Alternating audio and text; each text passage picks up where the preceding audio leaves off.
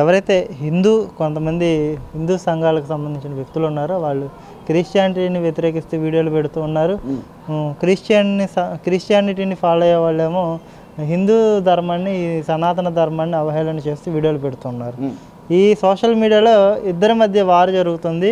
అసలు ఎవరిని నమ్మాలి, ఎవరిని నమ్మకూడదని ఒక క్వశ్చన్ మార్క్లో చాలామంది సిటిజన్స్ అయితే ఉన్న పరిస్థితి. అయితే సనాతన ధర్మం ఏం చెప్తుంది? సనాతన ధర్మాన్ని ఫాలో చేయకూడదని చెప్పేసి మీరు బలంగా చెప్తున్నారు కదా, ఎందుకని? కారణం ఏంటి? వాళ్ళు చేసిన తప్పేంటి? వాళ్ళల్లో ఉన్న లోపాలు ఏంటంటే మీరేం చెప్పుకోవాలి? తప్పకుండానండి, సనాతన ధర్మాన్ని ఫాలో అవ్వకూడదని ఏ పాస్టర్ చెప్పరండి. ఫస్ట్ ఆఫ్ ఆల్ నేను కూడా ఒకప్పుడు ఒక హిందూ కన్వర్టెడ్ క్రిస్టియన్. నేను కూడా ఒకప్పుడు హిందువుగా బ్రతికిన వాడినే. తదుపరి నేను కన్వర్ట్ అయిన క్రిస్టియన్. ఈరోజు పాస్టర్గా కూడా నేను వ్యవహరిస్తున్నాను. నేను ఒక కాపు కులం నుంచి కన్వర్ట్ అయిన వాడిని. కాపు కులం నుంచి నేను కన్వర్ట్ అయిన వ్యక్తిని. కాబట్టి ఈ విషయానికి వస్తే సనాతన ధర్మాన్ని వ్యతిరేకిస్తున్నారని పాస్టర్ల మీద నెపం మోపుతున్నారు తప్పితే మరొకటి లేదు. ఈరోజు మీరు చూస్తే సోషల్ మీడియాలో అతి క్రూరంగా, అతి భయంకరంగా, అతి నీచంగా, దుర్మార్గపు భాష, ఆ భాషా శైలి చూస్తే మన కర్ణబేరు పగిలిపోతుంది. అంత దుర్భాషలాడుతూ యేసుక్రీస్తుని, బైబుల్ని, ఇకపోతే ఆ క్రైస్తవ్యాన్ని ఎంత దుర్భాషలాడుతారో మీరు ఒకసారి ఆ వీడియోస్ చెక్ చేయండి. క్రైస్తవులు అంత దిగజారిపోయి ఎవరో మాట్లాడరు.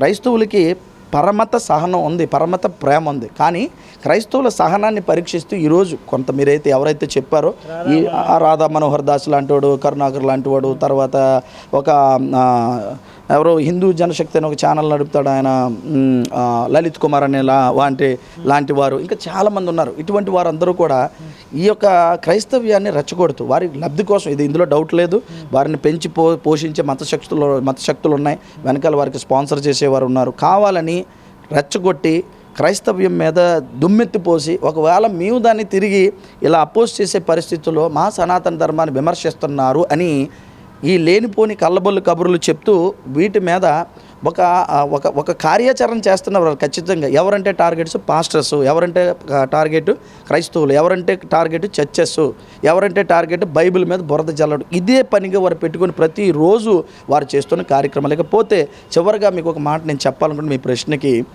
ఏ క్రైస్తవుడు కూడా ఎదుటి మతాన్ని దూషించడు. బైబిల్లో అలా దూషించమని చెప్పలేదు. ఎక్కడ కూడా ఎదుటి మతాన్ని దూషించండి అని కానీ, ఎదుటి మతాన్ని నాశనం చేయండి అని కానీ, ఎదుటి మతాన్ని తోసేయండి కానీ, ఎదుటి మతాన్ని తీసేయండి కానీ చెప్పలేదు. బైబిల్లో ఒక మంచి మాట యేసుప్రభు చెప్పాడు, నిన్ను వల్లే నీ పొరుగు వారిని ప్రేమించమన్నాడు. ప్రతి ఒక్కరిని ప్రేమించమని ప్రేమతత్వంతో వెళ్ళమన్నాడు తప్ప ఎవరి మీద వ్యతిరేకించో గొడవలు తెచ్చో. మరి మీరు ఆలోచించాలి, చర్చిల మీద దాడులు జరుగుతున్నాయి కానీ ఎక్కడైనా గుళ్ళ మీద దాడులు వెళ్ళి క్రైస్తవులు కొట్టడం మీరు చూశారు ఎప్పుడైనా? చర్చిల్లోకి వెళ్ళి జై శ్రీరామ్ అంటున్నారు, గుళ్ళోకి వెళ్ళి ఎవరైనా సరే జై యేసుప్రభు అని, హల్లెలూయా అని ఎక్కడైనా అనడం, గుమ్ము కూడా వెళ్ళడం మీరు చూసారా? మరి మీకు అర్థమైపోయింది, ఆన్సర్ వచ్చింది ఇక్కడ. మీకు మరి ఎంత క్లియర్గా ఉందో మీరే చెప్పారు అన్నమాట. చెప్పండి హనీ జాన్సన్ గారు, అంటే రాష్ట్రంలో ఒక రకంగా కూటమి ప్రభుత్వం వచ్చినాక కావాలని క్రియేట్ అవుతున్నాయా, లేదా పాస్టర్లు తమ ఉనికిని కోసం క్రియేట్ చేసుకుంటున్నారా? అసలు ఏం జరుగుతుంది, పరిస్థితి ఏంటి అంటే ఏం చెప్పుకొస్తారు? తప్పకుండా అండి. అందరికీ మొదటిగా నమస్కారం. మీడియా మిత్రులను అడిగిన ప్రశ్నకి సూటి సమాధానం చెప్పాలని మనం చూసినట్లయితే కొన్ని సంవత్సరాల క్రితం అందరూ కూడా ఈ భారతదేశంలో భిన్నత్వం కలిగిన ఏకత్వం అయినటువంటి భారతదేశంలో అందరూ సమానంగా బ్రతికారు. అన్ని మతాలు, అన్ని కులాలు, అన్ని వర్గాలు, అన్ని జాతులు కలిసికట్టుగా జీవనం సాగించాయి. కొన్ని సంవత్సరాలు మనం మరి ముందుకు వెళ్తే అంత బాగా జీవనం సాగించినటువంటి భారతీయులు ఈ ప్రస్తుతం ఉన్న పరిస్థితుల్లో చూస్తే మనం ఖచ్చితంగా మన భారతదేశంలో మతం అంట రేగుతుంది అన్నట్లో సందేహం లేదు. ఇది ముస్లిమ్స్ అవ్వచ్చు, క్రైస్తవులు అవ్వచ్చు, ఒక పక్క నుంచి మరి హిందూ సోదరులు అవ్వచ్చు. ఇలా ఎందుకు మత గొడవలు రేగుతున్నాయంటే మనం చెప్పుకోవాలి ఈ మాట. మరి కూటమి ప్రభుత్వం వచ్చిన తర్వాత మతమౌఢ్యం కొంచెం పెరిగిందనే చెప్పాలి, మత దాడులు పెరిగాయనే చెప్పాలి. ఇది ఎవరైనా మనం మాట్లాడుకుంటే మొట్టమొదట క్రైస్తవుల గురించి నేను మాట్లాడతాను. ఈ మధ్యకాలంలో ఈ 15 సంవత్సరాల క్రితం నుంచి చూసుకుంటే చర్చిల మీద అనేక దాడులు జరిగాయి, క్రైస్తవుల మీద దాడులు జరిగాయి. మరి గత సంవత్సరం చూసుకుంటే మా అందరికీ ఆప్తుడు, క్రైస్తవ్యానికి స్నేహితుడు, చాలా మరి మా ఆత్మీయ సోదరుడు ప్రవీణ్ పగడాల మరణం కూడా జరిగింది. మరి దాని విషయం కూడా ఉవ్వెత్తున క్రైస్తవ్యం లేవడం, ఆ కేసు ఇంకా కోర్టులో ఉండడం, గవర్నమెంట్స్ అయితే ఇది ఖచ్చితంగా ఇది యాక్సిడెంటే, ఇంక చనిపోయాడు, ఇంక మీరు ఎవరో మాట్లాడొద్దని క్రైస్తవుల్ని నోరు ముయించే పరిస్థితులు కూడా గత సంవత్సరం నుంచి జరుగుతూనే ఉన్నట్టుగా మనం చూసాం. అంతకుముందు కూడా క్రైస్తవ చర్చిల మీద దాడులు జరగడం, క్రైస్తవ్యాన్ని విమర్శలకు గురి చేయడం, క్రైస్తవుల మనోభావాలు దెబ్బతీయడం, పాస్టర్ని వ్యతిరేకించడం, మత మార్పిడులు చేస్తున్నారని పాస్టర్స్ మీద కేసులు పెట్టడం, అలాగే నేను కూడా కొన్ని కేసులను ఎదుర్కొని ఉన్నాను. ఇక ఇవన్నీ జరుగుతున్న పరిస్థితులు మనం చూస్తే ఖచ్చితంగా భారతదేశంలో ఒక మతం యొక్క మంట రేగడానికైతే సిద్ధంగా ఉంది. రేగడానికి సిద్ధంగా కాదు, ఆల్రెడీ రేగింది.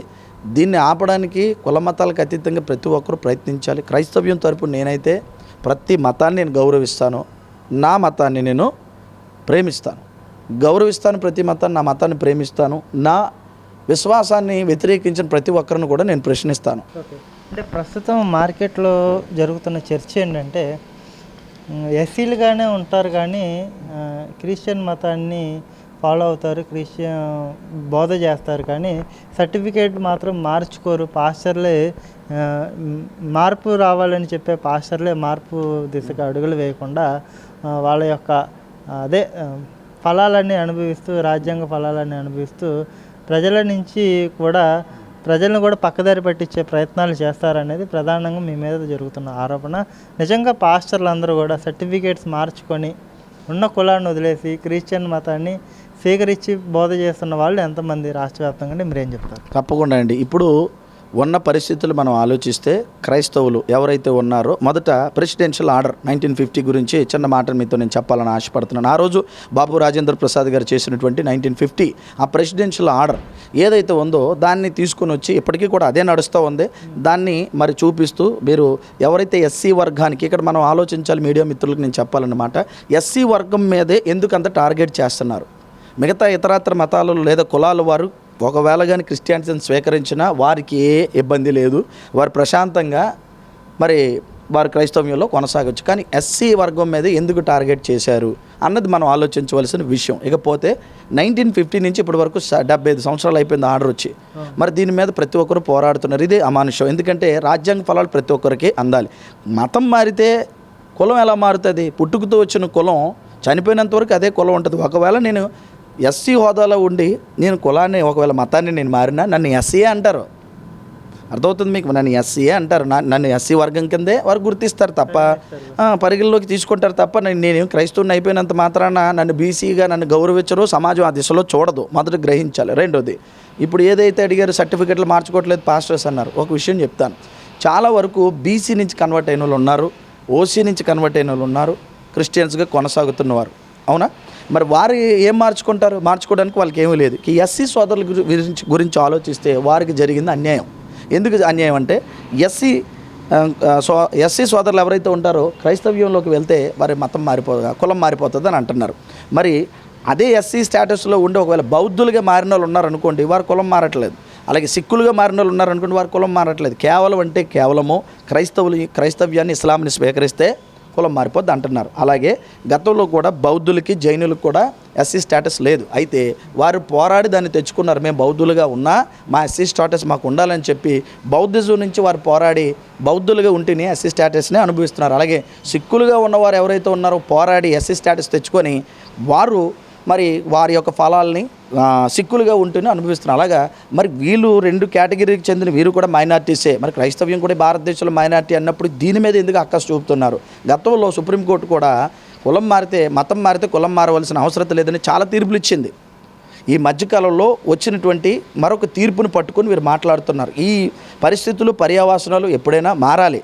ఎందుకంటే ఒక ఎస్సీ హోదాలో ఉన్న వ్యక్తి ఏ మతాన్ని అవలంబించాలో కూడా చెప్పడం అనేది ఇది అమానుషం. ఎందుకంటే మన రాజ్యాంగం అందరికీ సమానమైనప్పుడు, హక్కులు సమానమైనప్పుడు మతాన్ని తీసుకొచ్చి మధ్యలో పెట్టి వారిని ఇబ్బంది పెట్టడం తప్పు అని దాని మీద ఖచ్చితంగా క్రైస్తవులు స్పందిస్తారు. మరి దాని మీద మరలా వీలైతే సుప్రీంకోర్టుకి వెళ్తారు. మార్పు రావాలి, తీర్పులో మార్పు రావాలి. ఎస్సీ హోదాను ఎలాగైతే బౌద్ధులకి, సిక్కులకి ఇచ్చారో తిరిగి క్రైస్తవులు కూడా మీరు ఇవ్వాలి అని క్రైస్తవులు కోరుకుంటున్నారు.